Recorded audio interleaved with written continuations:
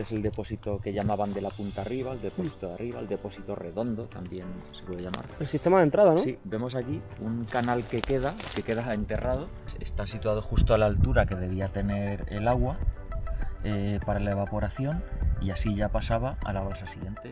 Prolongaron por aquí este canal, hicieron este codo para poder llenarlo. Y desde aquí ya se mandaba el agua hacia abajo, ¿no? Por la salida que tenemos aquí.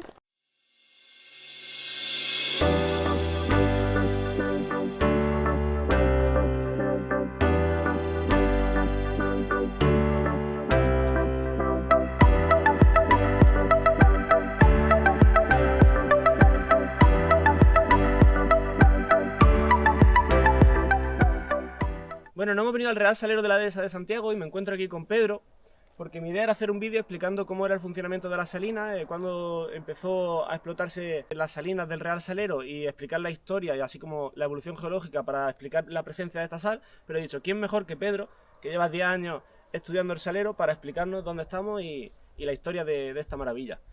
Pedro, si quieres presentarte.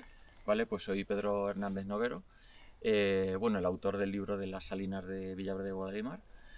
Y nada, pues voy a explicar así más o menos el origen, el funcionamiento y pues eso, lo que es la historia del salero, como se conoce aquí, o el Real Salero de la Dehesa de Santiago. Pues bueno, el origen seguramente esté en el siglo XII, aún en época musulmana, antes de la Reconquista, porque ya una vez que se conquistan estos territorios, en 1213, ya se hace referencia en los primeros documentos y luego en el Fuero de Alcaraz, al llamado Puerto de las Salinas, que está justo en el límite entre Albacete y Jaén. Así que ya debieron de existir antes de la Reconquista, en época árabe. El origen no se sabe porque hay muy pocos documentos de esa época. Pero bueno, más o menos a partir de esa época, luego ya en la época de Alfonso X el Sabio, ya hay pues una primera intención del Estado por apropiarse o hacerse con el control de todas las salinas, porque era una renta muy importante para el Estado. Lo que pasa es que estas en principio pertenecieron a los condes de Paredes, que eran los señores de Villaverde y de las 5 villas, hasta que ya en el siglo XVI, la época de Felipe II, en 1564, pues ya se hace pues un decreto en el que dice que todas las salinas pertenecerían al Estado. Así que a partir de esa época, pues estas salinas, como otras muchas en España, tanto costeras como interiores, ya pertenecían al Estado, eran públicas, gestionadas por administradores, nombrados por la corona, los empleados que tenían eran funcionarios, eran empleados públicos, y así fueron gestionadas pues desde 1564 hasta 1869, que ya se decretó pues la privatización de todas las salinas del Estado, excepto creo que las de Torrevieja, que eran así muy rentables. Y una vez que se privatizan, pues lo compra la familia Flores, los famosos ganaderos, que las fueron gestionando pues de manera privada, pero como complemento a sus rentas, porque la verdad es que estas eran de las menos productivas que había en España. Siempre estaban en los últimos puestos en producción, poco más de 1000 fanegas de sal al año. ¿Cuántas balsas había más o menos? ¿Entre 70 y 100? No, había, bueno, el máximo al que se llegó, porque la salina se fue ampliando con el paso del tiempo, llegó a haber hasta 119 eras de evaporación. La superficie más o menos, antes estábamos hablándolo, he hecho un cálculo y eran 3.300 metros cuadrados de superficie. Comparado con otras como las de Pinilla, que tenían una mayor productividad, pues nos vamos a que, por ejemplo, la de Pinilla tenía más de 60.000 metros cuadrados, lo que serían las balsas, y si contamos todas las eras que hay hacia abajo, se va a más de 200.000 metros cuadrados. Sí. O sea, sí, producía entre 30 veces la de aquí. La claro. Producción. Entonces era una salina muy pequeña para abastecer a los pueblos de aquí, de toda esta comarca, algunos a lo mejor de Ciudad Real, de Jaén, pero poco más. Antes hemos mencionado, pero vamos a recordarlo. Esta sal que tenemos aquí procede de cuando esto era un fondo marino, ¿vale? Hemos dicho que era un fondo marino que durante el Mesozoico, hace unos 200.000 años, estaba cubierto por el mar. Hay periodos de transgresiones y regresiones marinas, y en ese momento de menor afluencia de agua, esa sal que se evaporó y luego pues se plegó, como has explicado antes, en lo que viene a ser la zona que encontramos aquí, ¿no? Sí, es decir, se levantó... son materiales triásicos que están, digamos, incrustados, bueno, los famosos diapiros, que quedaron algunos en superficie, como estas rocas que vemos de color rojizo, tan características de Sierra del Caraz. Y también, claro, estas rocas tienen un alto contenido en sal. Entonces hay zonas como esta, donde hay un alto contenido en sal, y los manantiales, tras circular el agua por dentro de la tierra, estos manantiales salen, ¿no?, con agua salada. Sí. Vale, vámonos a la última fecha, es decir, en torno a los años 80 del siglo XX. ¿Qué es lo que ocurre? Que se cierra, ¿no? Se paraliza el declive de las salinas, sobre todo, bueno, casi toda España, las de interior, ¿no? ¿Y cuáles crees que son tú las causas de este declive de las salinas? ¿Por qué cerraron? Es sobre todo, pues claro, la mayor producción de las salinas marítimas, que producen mucha más cantidad de sal a precios más competitivos, la facilidad de transporte, porque ya el transporte es mucho más rápido por ferrocarril, por carretera, de la sal a cualquier punto del interior. Y también que la sal ya no se necesita ni para conservar los alimentos, al haber frigoríficos y congeladores.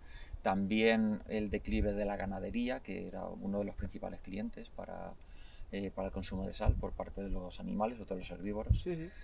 Y todo eso hizo que estas salinas ya fueran poco competitivas, y la familia que se dedicaba a su explotación decidió cerrarlas. Es curioso, antes me comentabas que el último propietario murió aquí, ¿no? Sí, justo después de cerrarlas, cuando ya planeaban irse a vivir a Siles, porque claro, vivir aquí era muy incómodo en esa época. Después de vender la última producción de sal en el año 85, estaban a punto de mudarse a Siles y haciendo pues algunos trabajos aquí de transporte, creo que arrastrando unas maderas, pues creo que no sé si tropezó, cayó así por un terraplén, se golpeó y murió. Y luego ya llegamos a la época del 2001 o 1999, cuando se vende, ¿no? Los propietarios, los propietarios de esa época, que ya no era la familia Flores, que fueron los que los compraron en 1871, sino están emparentados con ellos también, decidieron vender los terrenos, en principio para hacer un arenero junto a las salinas, que no tuvo éxito. Y luego ya, sobre eso, en 1999, se vendió a dos socios, uno de Cotilla Historia de Barcelona, para construir una discoteca al aire libre, con unas carpas.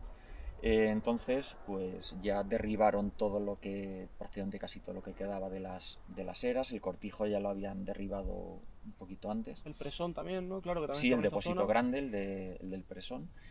Construyeron esa discoteca que prácticamente duró un año. Los propietarios ya estaban endeudados, se desentendieron, hasta que ya un empresario de Barcelona decidió comprar los terrenos y actualmente pertenecen a esta persona. Es curioso, me ha enseñado una cosa que yo no había visto tampoco, que era la inscripción de Carolus III. Sí, una inscripción de finales del siglo XVIII. Por lo visto hubo una reforma de este depósito. Sí.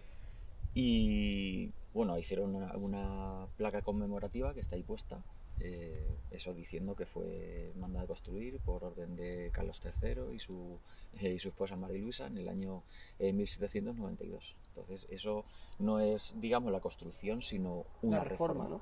Pero ¿cómo funcionaba el sistema de conducción de agua hasta las eras de abajo?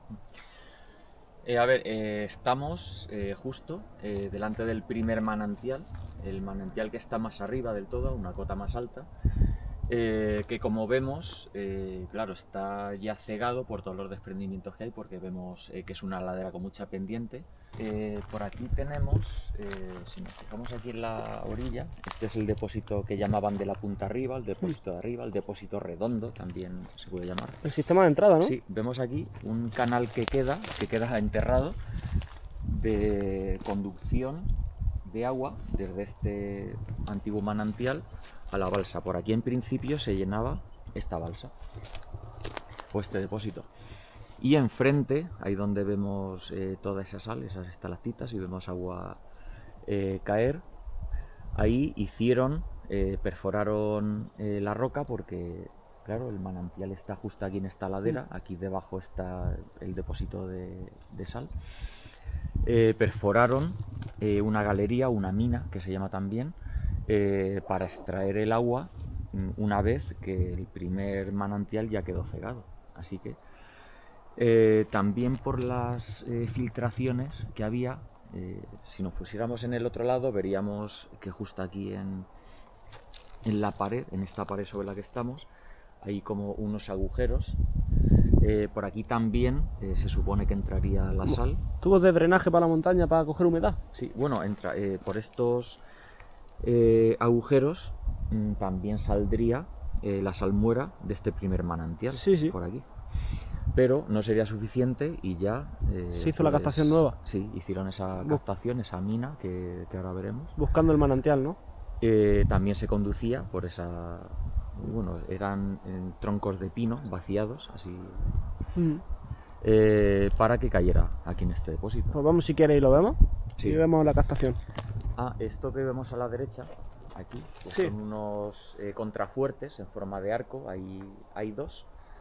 Porque por la derecha del depósito, si nos fijamos, la pared del depósito está justo al lado del cauce del arroyo del Salero. Entonces se hicieron estos dos arcos de piedra, uno aún queda entero, el otro está ya parcialmente hundido, para apoyar el muro y que no se derribara, porque claro, cuando el depósito está lleno ejerce mucha presión sobre la pared del depósito y claro, se puede hundir en dirección hacia el arroyo.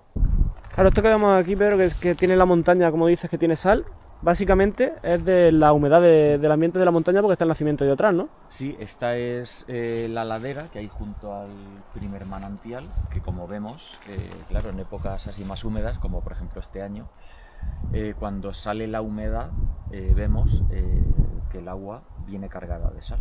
Entonces, claro, ya se dieron cuenta de que toda esta zona también tenía pues un potencial alto de extracción y fue aquí justo, lo vemos aquí a la derecha, donde se excavó pues esta captación, esta mina que se llama, para aprovechar mejor pues toda la sal que hay en esta ladera. Una vez que desaparece el primer manantial, se hace aquí esta excavación para aumentar el caudal y poder llenar antes pues este depósito. Ahí vemos la conducción, el canalillo. Sí. Y la captación ahí hacia el interior buscando el manantial. Sí, y además, como vemos, si llevamos aquí una linterna, pues está entibado con maderas, igual que las galerías de las minas. También lo llaman Pozo de la Bomba porque seguramente instalaron alguna bomba de extracción ya al final. Y ahí vemos las condiciones del primer manantial, el que ya está inutilizado. El segundo, ¿no? Aquí vemos la conducción desde el segundo manantial. Y el agua de la balsa que saldría por abajo, ¿no? Sí, el agua de la balsa saldría por ahí abajo. Ahí vemos al fondo de la escalera para bajar, seguramente a limpiarlo. Bueno, pues este de aquí es el tercer manantial. Fijaros. Es decir, el primero sería el primero y el segundo son los que hemos visto en el Pozo de la Bomba. El primero sería el que ha desaparecido ya. El segundo, que sería el de la mina. Y el tercero, que sería este, en la misma ladera de la montaña. Se trata, como veis, de una surgencia. El agua se acumula aquí, ¿vale? Y es dirigida hacia el depósito grande o depósito cuadrado, a través de esta compuerta. Fijaros allí al final que se ven las conducciones de la parte nueva, que ahora nos lo va a explicar Pedro. Vale, Pedro, esta es la penúltima balsa, ¿no? Sí, aquí tenemos el depósito cuadrado, que se llama, aunque bueno, no es exactamente cuadrado, es más ancho del fondo que por aquí. Aunque también hay que tener en cuenta que hubo una reforma ya en el siglo XX, como vemos está hecho de cemento, de hormigón. Y lo que vemos son las dos entradas. Desde el tercer manantial tenemos la entrada original, atravesando pues esta pared de piedra. Y luego pues otra entrada que se hizo para el agua, para poder llenarlo, porque este depósito tiene una capacidad muy grande. Y seguramente una vez que se cegó esa entrada, pues tuvieron que hacer otra por aquí. Claro, tenían que haber hecho a lo mejor arquetas de registro para haber limpiado esa zona. En el momento que se cegó era más fácil hacer una salida nueva que... Sí, porque justo detrás, en la entrada de este pequeño túnel, pues claro, ahí cae tierra y enseguida se tapona. Entonces seguramente prolongaron por aquí este canal, hicieron este codo para poder llenarlo. Y desde aquí ya se mandaba el agua hacia abajo, ¿no? Por la salida que tenemos aquí. Sí, aquí está justo la salida, que es bastante similar a la del depósito redondo. Y lo mismo por canales de piedra, hay allí unos pilares con los que se sujetaba, vemos ahí algunos que están caídos, algunos... Eso de ahí es la salida de la balsa que acabamos de ver, ¿no? Ahí se ve el pilar, ¿no? Que hemos comentado antes. Sí, uno de los pilares donde se apoyaban los troncos que conducían la salmuera para cruzar al otro lado del arroyo e ir por el muro de la derecha en dirección pues al presón, al depósito más grande que había, bueno, donde está la discoteca, estaba justo al lado del cortijo, que estaba a la derecha, y ya desde ahí hacia abajo estaban las balsas principales, que son las que están en la parte de abajo. Aquí están las balsas de la parte de arriba, que se alimentaban con este cuarto manantial que se conocía como el Charquilón. De aquí sale el agua, luego tenían abajo otra especie de balsa para almacenar también el agua y ya distribuirla por las eras de arriba. Es decir, este de aquí, este manantial, solamente alimentaba lo que son las balsas superiores. Bueno, las balsas, las eras de desecación superiores. El presón era el que llenaba la otra, ¿no? Sí, el presón se llenaba con el agua que provenía de los otros depósitos, del redondo y del cuadrado. Pues vamos a verlo y vemos lo que queda de la era. Mira, aquí ya hay tubos de plástico, canalizaciones de esto que es uralita. Uralita, sí. Pedro, esto que estamos viendo aquí, estas son algunas de las eras que quedan, de las pocas que se han salvado, ¿no? Sí, en principio se pueden identificar hasta 6, lo que pasa es que las últimas ya prácticamente solo quedan las piedras de la base. Y bueno, aquí tenemos el último manantial, el cuarto, el Charquilón, que se llamaba. Y aquí vemos pues eso, estas primeras eras de evaporación que se iban llenando de forma consecutiva entre unas y otras. En los tablones de madera había unos agujeros a la izquierda, del que vemos al fondo se ve ahí un pequeño agujero. Sí. Y una vez que se llenaban, pues a lo mejor con un par de centímetros, 3, 4 centímetros de agua, ahí ya se empezaba a evaporar. O sea, se hacía una capa fina de agua, ¿no? Para que la evaporación fuese más rápida. Sí, para que fuese más rápida. Porque claro, aquí como el tiempo es muy cambiante, si pones una cantidad muy grande de salmuera tarda muchísimos días, incluso semanas en evaporarse, y sabemos que en verano de vez en cuando puede haber una tormenta y ya eso retrasaría mucho la producción de sal. Te fastidia la producción, claro. Se puede producir más rápido y también se puede aprovechar mejor el poco caudal que tienen los manantiales en muchas ocasiones. Luego, una vez que ese agua se evaporaba y precipitaba la sal, la halita, una vez que eso ocurría, ¿qué se hacía? Se recogía seguramente con rastrillo, se barrería, ¿no? Sí, con rastrillos, bueno, todo de madera, aquí todo era de piedra y madera que no se oxidan en contacto con el agua. Cuando se empezaba a cuajar la sal, se iba removiendo pues también para idearla, para que se solidificara cuanto antes, para que se cuajara, como decían ellos.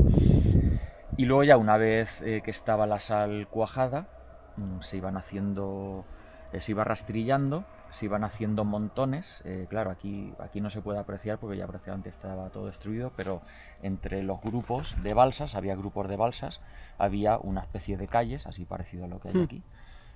Se hacían montones y luego ya se recogían pues en espuertas, luego en serones, se subían a los lomos de las caballerías.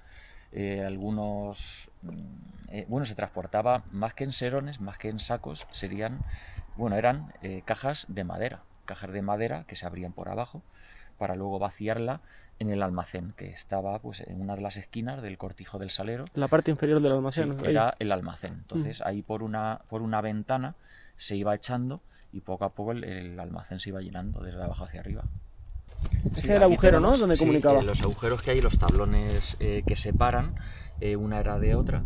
Entonces están situados justo a la altura que debía tener el agua para la evaporación, y así ya pasaba a la balsa siguiente. Una vez que se llenaban ya todas, pues se cortaba la entrada de salmuera para que ya todas las balsas tuvieran la misma cantidad de agua y se evaporara. Tardarían pues a lo mejor más o menos una semana, dependiendo también de la temperatura, del viento, pero sí tardarían a lo mejor 5, 6, 7, 8 días. 10. Sí, la muestra que yo hice me tardó a mí 6 días en evaporarse fácilmente, y era 2 dedos de agua en la lámina, o sea que... para impermeabilizar el suelo, porque claro, son piedras y entre las piedras hay espacio por el que se puede filtrar el agua. Claro. Con la misma salmuera, al principio, antes de empezar la producción, echaban salmuera y con la propia salmuera impermeabilizaban. Bueno, salmuera y también con un poco de arcilla. Como aglutinante, ¿no? Es decir, con los cantos rodados y arcilla y sal Sí, hacían un aglutinante. Sí, con salmuera y arcilla pues impermeabilizaban lo que es el suelo. Para no perder el agua.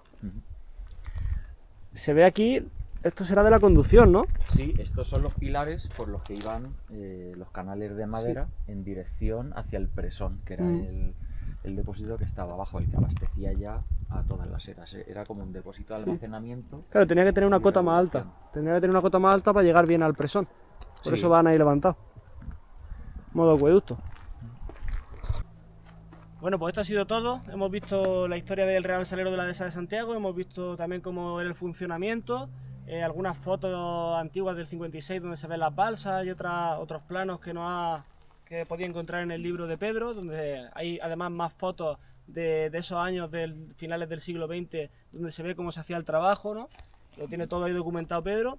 Y nada, que muchas gracias por ver el vídeo, muchas gracias a Pedro. No sé si Pedro quiere también decir algo respecto a cómo se encuentra la conservación de esto en este momento. Sí, bueno, como pongo al final del libro, la verdad es que es una pena que una parte del patrimonio de Villaverde de Guadalimar, junto con otras cosas que ya prácticamente han desaparecido, quedan muy pocos restos, pues esté cada año peor, cada año que vengo pues está un poco más deteriorado, las maderas, la piedra, desprendimientos. Entonces pues si se pudiera hacer algo por parte de propietarios, ayuntamiento, para aunque sea no restaurarlas por supuesto enteras, pero por lo menos mantener lo que queda.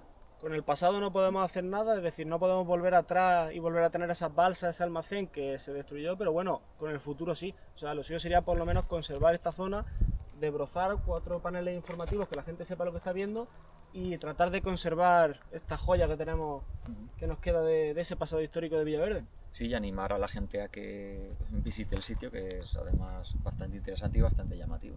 Sobre todo ahora en verano, que está todo cristalizado, es precioso. Pues nada, muchas gracias Pedro. De nada, a ti, hombre.